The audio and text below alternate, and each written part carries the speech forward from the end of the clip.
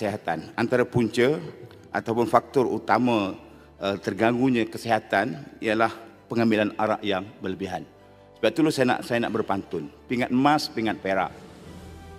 Tempat ketiga, pingat gangsa. Kalau bergelumang dengan arak, otak bercelaru, cakap merapu, badan binasa.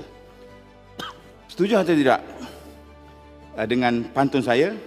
Dan juga pandangan beberapa agama, termasuk agama Buddha, Sikh, Hindu dan Kristian, yang agama mereka sendiri pun tidak menggalakkan pengambilan arak. Jadi kalau ini berlaku, sudah tentulah akan mengganggu kesihatan dan juga mengganggu perkara-perkara yang lain, termasuk mandu mabuk, berlaku aksiden dan sebagainya. Kau bukan Kristian yang cakap benda yang awak tak tahu. Sekejap. Sekejap. Ada point of order? Okey. 36-12. Berapa? Mana-mana ahli yang mengeluarkan... Sekejap. Yang mana satu? Point order.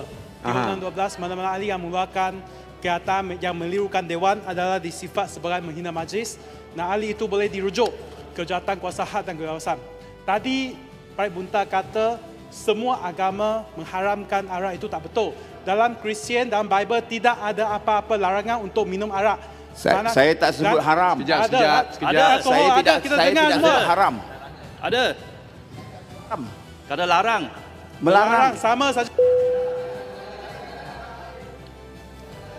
Kan saya sebut tidak mengalahkan, melarang. Parit Bunta, biar Kampa selesaikan dulu. Biar dia habis dahulu. Ya, Kampa. Ya, ini point of order. Jadi tadi Parit Bunta telah mengeluarkan satu kenyataan di mana dia katakan ke semua agama melarang untuk minum arak. Itu tak betul. Saya minta Parit Bunta tarik balik. Ini mengelirukan.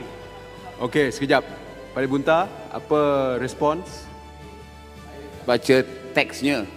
Dalam reference saya, dalam agama Buddha disebut salah satu daripada Pancasila atau 5 ajaran yang mesti dijalankan oleh seorang pengikut ajaran Buddha adalah aku bertekad akan jalan. Saya kata agama Kristian itu. Kampa, sekejap. Saya selesaikan ni. Okey. Saya tadi tak sebut haram. Okey, apa yang disebut oleh Parit Bunta? Tidak menggalakkan. Apa? Tidak menggalakkan minum arak.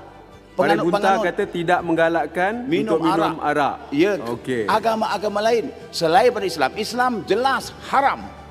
Okey. Jadi nak ikut agama ke? Nak ikut ahli Kristian juga tidak melarang. Ada tak melarang? Dia tak. Sekejap.